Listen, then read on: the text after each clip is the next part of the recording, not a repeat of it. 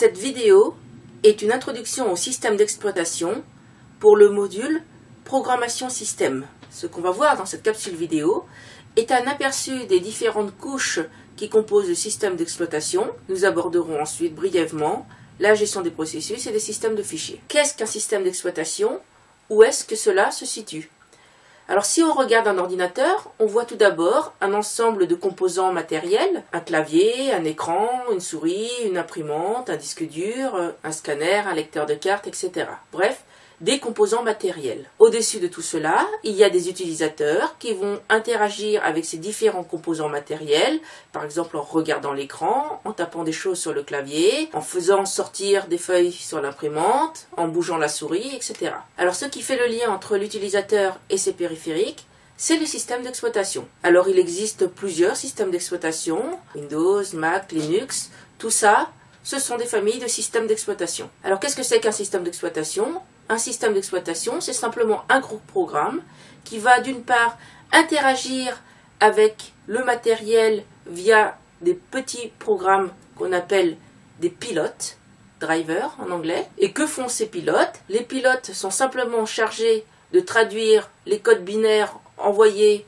par les différents périphériques en fonctions exploitables par le système d'exploitation. Alors par exemple ici, lorsque vous tapez quelque chose sur votre clavier ou lorsque vous tapez quelque chose sur votre souris, des signaux numériques sont envoyés vers votre ordinateur et sont ensuite transcrits sous forme de codes binaires. Ces codes binaires-là, les pilotes spécifiques au clavier savent les traduire en vous avez tapé sur la touche A, vous avez tapé sur la touche entrée, et le driver de la souris saura traduire que vous avez bougez votre souris à gauche ou alors que vous avez cliqué sur le bouton du milieu de votre souris. Tout ceci est ensuite récupéré par votre système d'exploitation via ces pilotes. A l'inverse, votre système veut vouloir afficher quelque chose à l'écran, veut vouloir envoyer quelque chose à l'imprimante. Votre système enverra à votre pilote, à votre driver, l'ordre qu'il faudra afficher une ligne de pixels bleus sur votre écran. Votre pilote se chargera alors de traduire cette instruction en code qui, sous forme numérique,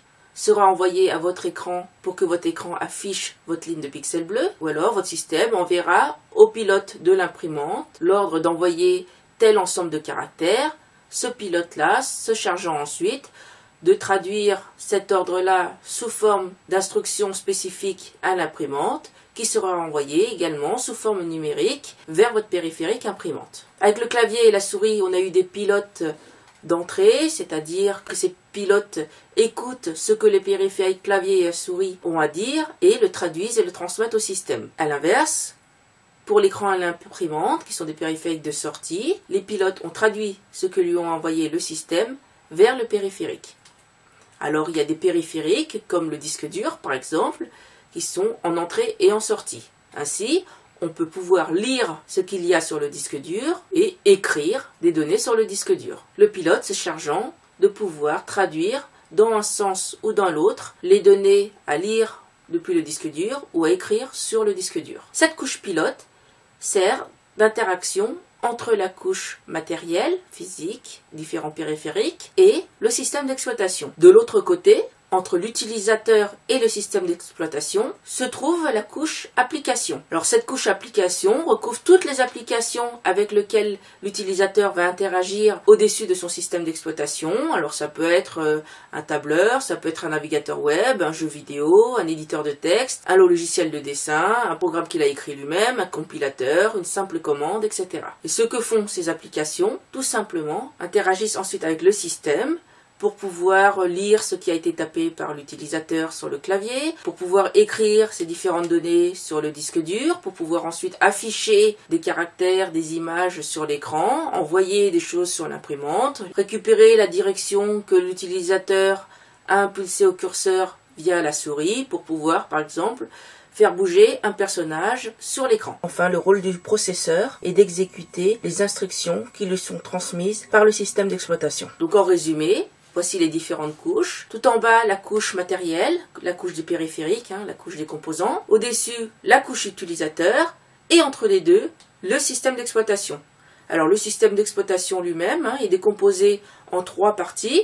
Une partie noyau, qui est le cœur du système d'exploitation. Au-dessus, une couche application qui permet d'interagir avec l'utilisateur et tout en dessous, une couche pilote qui permet d'interagir avec les périphériques. Voilà, donc ce qu'on appelle système d'exploitation, c'est ce gros programme qui est le noyau et qui fait tourner un certain nombre d'applications et sur lequel a été greffé un certain nombre de modules. Alors comme je vous le disais tout à l'heure, il y a différents types de noyaux qui ont tous été implémentés différemment. Vous avez les noyaux de la famille Microsoft Windows, les noyaux de la famille Linux, des noyaux de type BSD, etc. Et donc autour de ce gros programme qu'est le noyau, un système d'exploitation vient accompagné d'un certain nombre de pilotes prenant en charge la plupart des périphériques standards et un certain nombre d'applications. Et c'est ça qui compose le système d'exploitation. Tout cela n'empêche pas d'installer d'autres applications qui tourneront au-dessus de ce système d'exploitation, ainsi que d'autres pilotes spécifiques à certains périphériques qui n'ont pas été prévus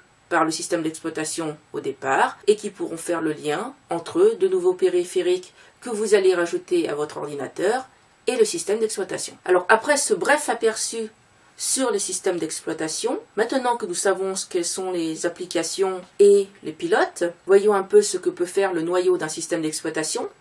Alors le noyau a différents rôles. Tout d'abord, il doit pouvoir gérer les utilisateurs. De nos jours, tous les systèmes d'exploitation gèrent différents utilisateurs qui ont des droits, des rôles différents, qui ont des noms, des identifiants, des mots de passe, etc. Le système d'exploitation est chargé de gérer les processus, c'est-à-dire l'ensemble des travaux, des tâches, des programmes qui seront lancés sur le système. Tous les systèmes d'exploitation ont également un système de fichiers, c'est-à-dire un moyen d'organiser l'espace disque en une structure, en général arborescente, de répertoire, de fichiers, mais aussi pouvoir gérer les propriétaires et les différents droits de ces fichiers. Pour pouvoir travailler, le système a également besoin d'une mémoire. Toute la gestion de la mémoire, de la pagination, etc. doivent être également gérées par le noyau du système d'exploitation. Ensuite, d'autres fonctionnalités de type gestion du réseau, gestion de la synchronisation, etc.